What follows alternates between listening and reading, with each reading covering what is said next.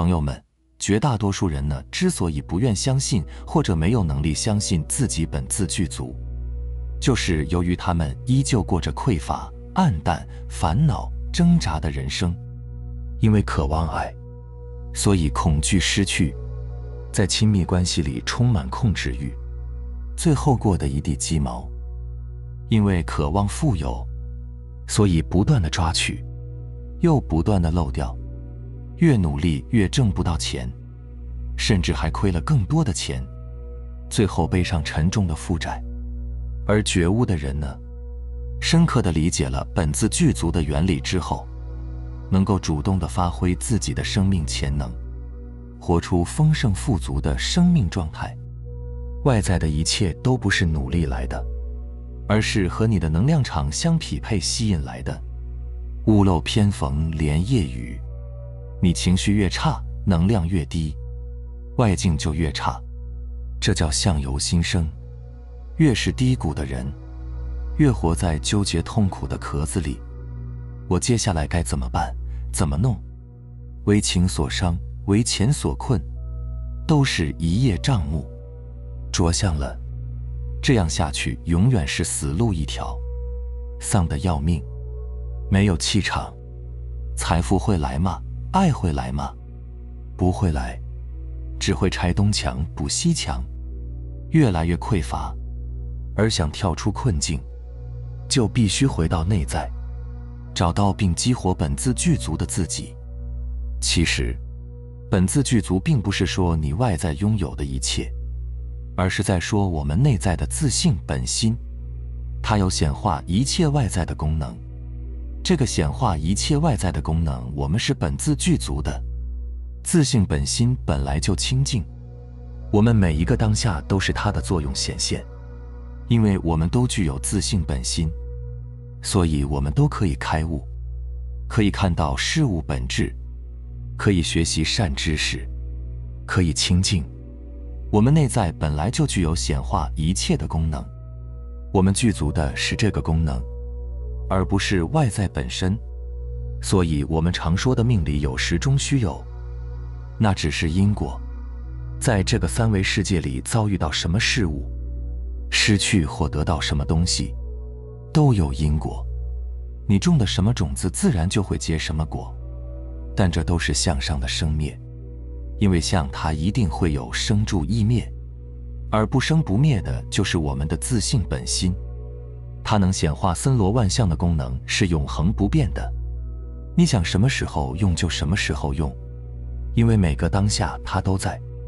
就好比我现在想一枚硬币，那我内心就会出现一枚硬币，甚至我睡着了还能做梦继续想。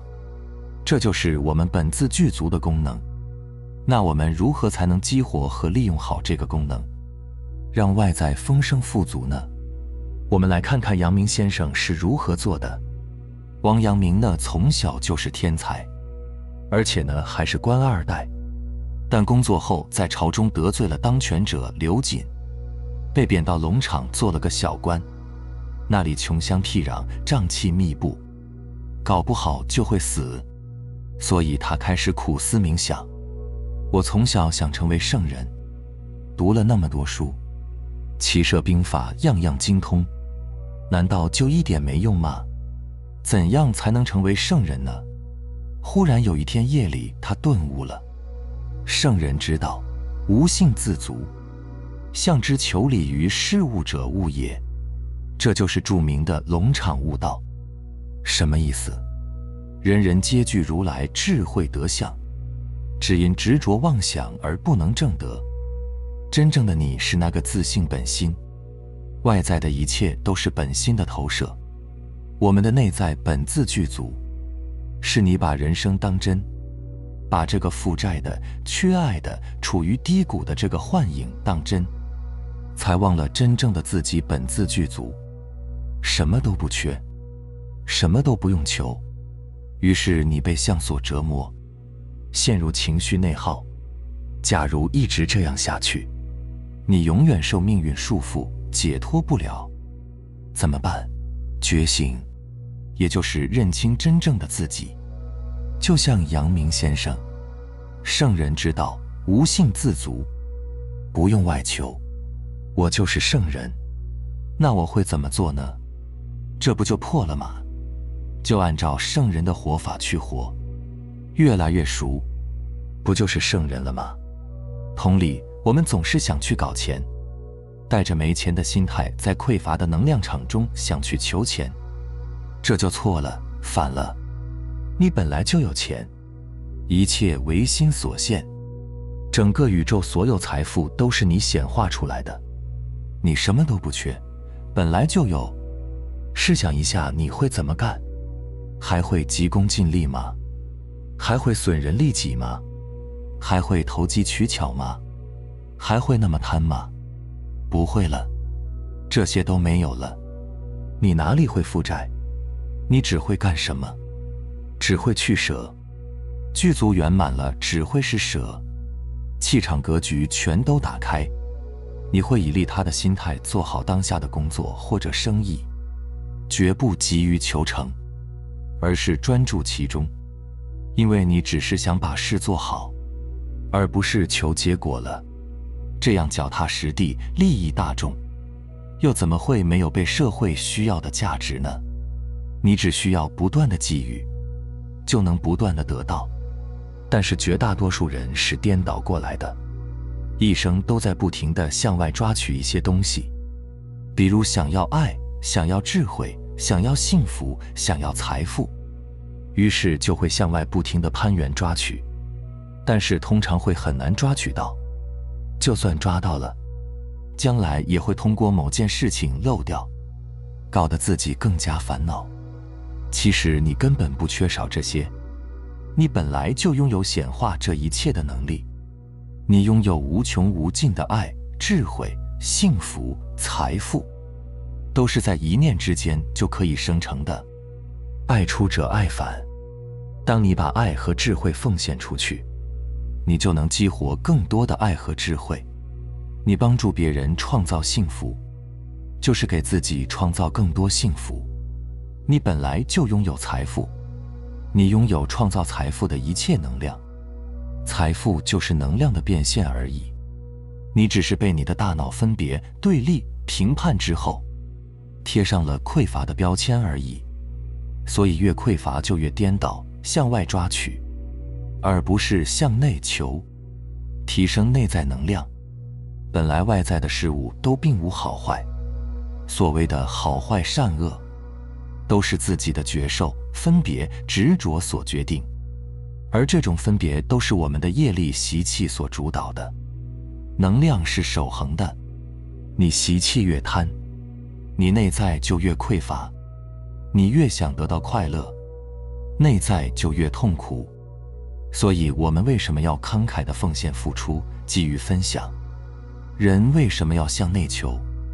大部分人活得都很空虚，很挣扎，不停地向外抓取，满足自己的贪欲，一次次享受满足所带来的短暂的快乐，又一次次被更大的欲望所吞噬，永远在追逐，永远烦恼痛苦，停不下来。为什么会活成这个样子呢？因为他心中的匮乏感主导了人生，忘记了自己本自具足的能力。匮乏感本质上是大脑思维二元对立的思考模式，你分别执着，不管是好是坏，你只取一边，不断的评判对立，不管好的坏的，只要一执着，就一定会产生烦恼痛苦。当你说我缺少什么，我不该怎样怎样，你到底爱不爱我？你就是困在匮乏感里了。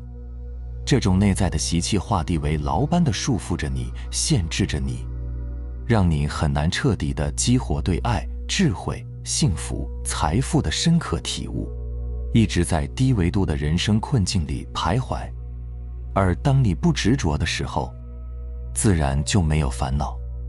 因为不执着，所以内在能量通畅，灵感不断涌现，这就是本自具足的显现。而奉献付出就是对冲你的贪心、执着心、抓取心。匮乏感对很多人的人生都造成了巨大的影响，比如，为什么有些人一生感情不顺，情路坎坷呢？实际上就是源自内在对爱的匮乏感。越是觉得缺爱的人，越会把爱推开，因为在心灵底层的潜意识深处，缺爱的人根本不相信自己是一个美好的存在，不相信自己是值得被爱的，是可以幸福生活的，从没有真正的接纳过自己。而有的人在没有爱的时候，极度的渴望爱，然而一旦进入亲密关系，就开始恐惧焦虑起来。所以女方一般表现为不断的试探测试伴侣，各种无理取闹，肆意恐吓伴侣，而男方大部分的表现形式就是无底线的讨好。但无论是情急之下脱口而出的分手，还是讨好到最后一无所有，或是与他人暧昧而疏远伴侣，都是由于内在强烈的匮乏感，害怕因爱得更深而受伤更深所产生的保护措施。所以这种对爱的匮乏感，就导演出了一幕幕狗血的爱恨情仇。再比如金钱上的匮乏感，你对金钱的感觉如何？是怎样定义的？是罪恶的还是美好的？当面对他人用正当途径获得的财富，你又是什么态度？是嫉妒还是跟着开心？